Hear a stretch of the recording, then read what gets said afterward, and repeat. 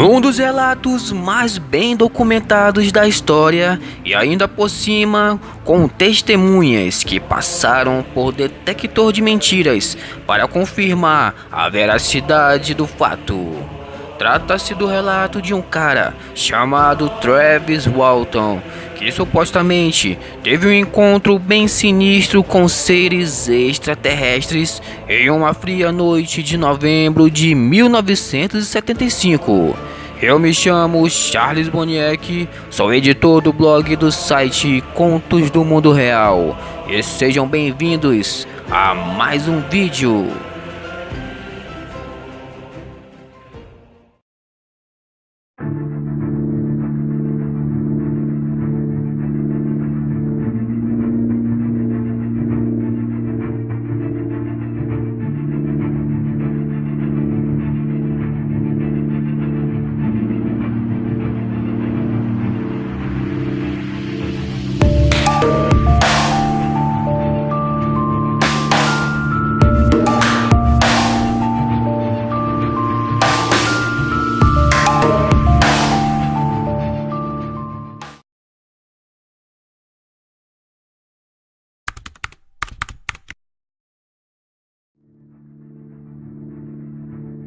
Travis Walton trabalhava como lenhador e estava realizando serviços na Floresta Nacional de Apache Site Graves, no Arizona, na companhia de outros 6 homens: Mike Rogers, Kim Peterson, Allen Dales, John Gullett, Dwayne Smith e Steven Pearce.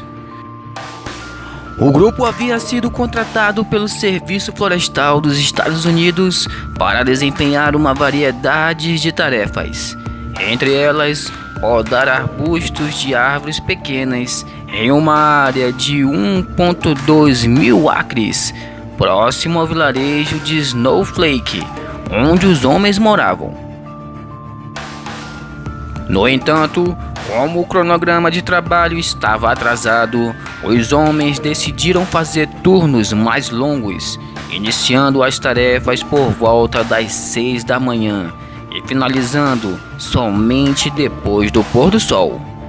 Então, no dia 5 de novembro, por volta das 18 horas, o grupo embarcou em uma caminhonete e enquanto retornava a Snowflake para descansar, os lenhadores avistaram uma luz intensa que vinha de trás de uma colina.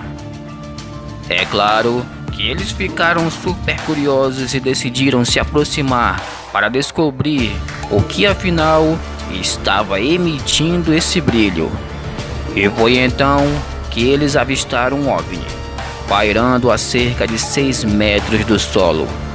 Segundo seus testemunhos, o objeto tinha formato de disco, contava com aproximadamente 6 metros de diâmetro e 2,5 metros de altura e apresentava uma série de linhas divisórias verticais escuras em sua superfície.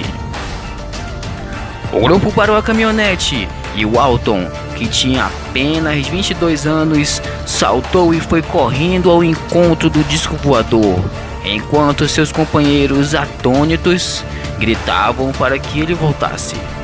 Segundo contou mais tarde, ele não fez isso para provar que era o mais valente, mas simplesmente porque não queria perder a oportunidade de ver uma nave alienígena de perto. Então, quando Walton se encontrava praticamente debaixo do objeto, o disco começou a girar e a produzir barulhos semelhantes aos de uma turbina. Ele até tentou se esconder atrás de uma pedra, mas, de repente, o objeto emitiu uma intensa luz verde azulada e Walton lembra que sentiu como se seu corpo tivesse sido eletrocutado.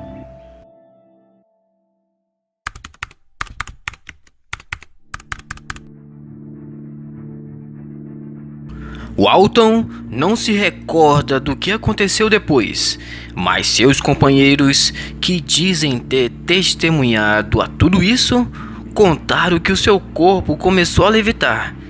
arqueado por trás e chegou a ficar a cerca de 3 metros do solo. Em seguida, Walton foi lançado para longe feito uma marionete, e seus colegas, apavorados e crentes de que ele havia morrido, fugiram na caminhonete com medo de serem os próximos.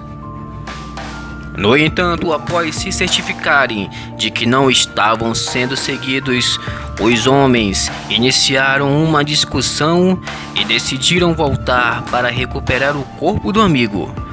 Só que, ao retornar ao local onde eles haviam visto Walton pela última vez, ele não estava mais lá. O grupo chegou a vasculhar toda a área em busca de pistas, mas depois de não encontrar absolutamente nada, começaram a considerar a ideia de que ele tivesse sido levado pelos ocupantes da nave.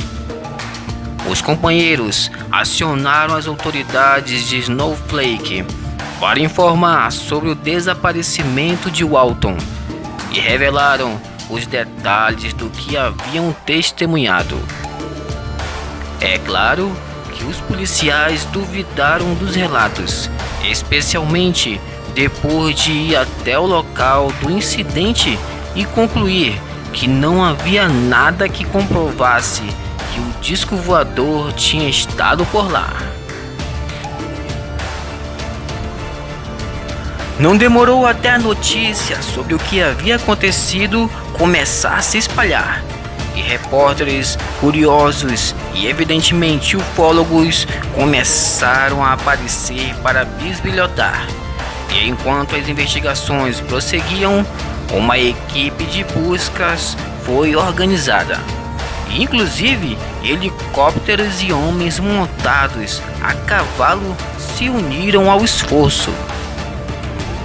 Contudo, apesar de toda a mobilização, com o passar dos dias, a esperança de encontrar Walton com vida era muito menor, visto que as temperaturas na região caíam abaixo de zero durante a noite.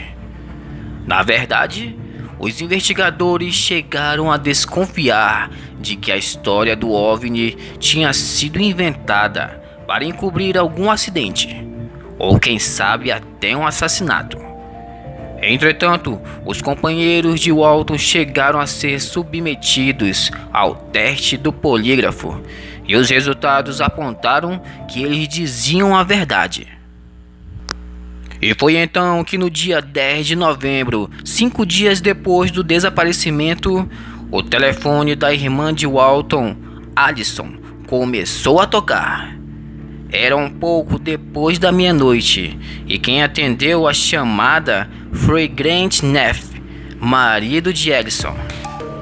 Do outro lado da linha, o lenhador explicou que se encontrava em um posto de gasolina, que estava ferido e que precisava de ajuda.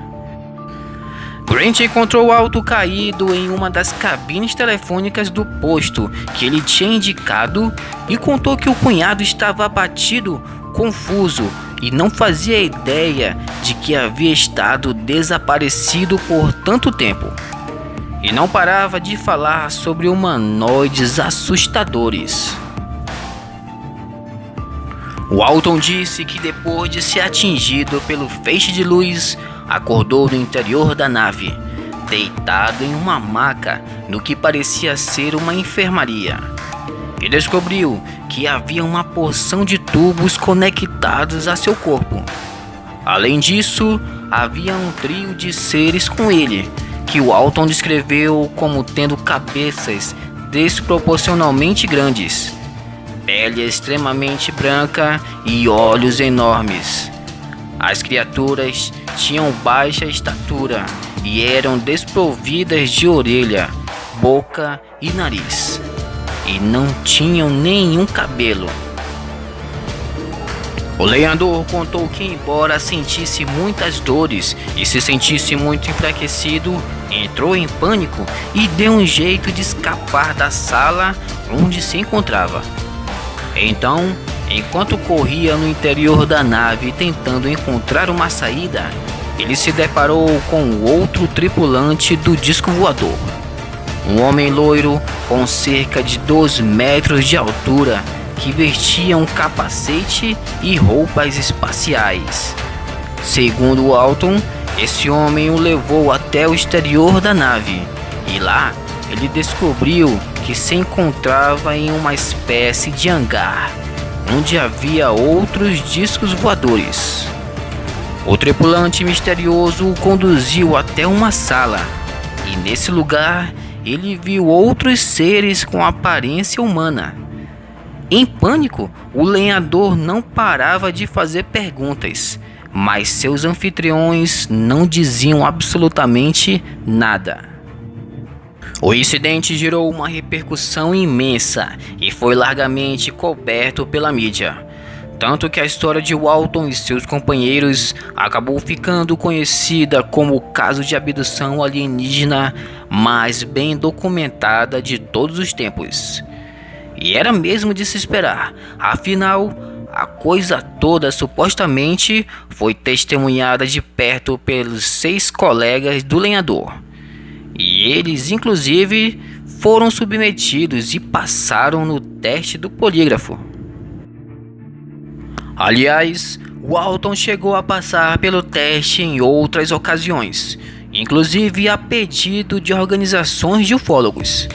Ele também apareceu em inúmeros programas de televisão e, juntamente com seus amigos, recebeu um prêmio em dinheiro de um tabloide sensacionalista chamado The National Enquirer.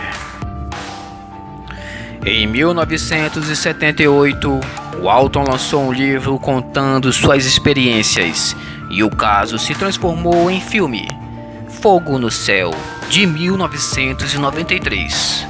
Contudo, apesar de o lenhador se transformar em uma celebridade e muita gente acreditar na sua história, não faltaram críticos dizendo que tudo não passou de uma bem elaborada farsa. De acordo com os céticos, existem inúmeras inconsistências no caso e o teste do polígrafo não foram realizados corretamente. Além disso, os críticos alegam que, coincidentemente, 2 semanas antes de Walton desaparecer, um popular canal de televisão norte-americano apresentou uma dramatização sobre a abdução do casal Patty e Barney Hill, e que o desaparecimento do lenhador foi orquestrado para aproveitar o falatório que o programa gerou. Travis Walton continua defendendo a versão de que realmente foi abduzido naquela fria noite de 1975. Além disso, seu caso ainda gera bastante interesse e até hoje ele é convidado para dar entrevistas e participar de encontros de ufólogos pelo mundo.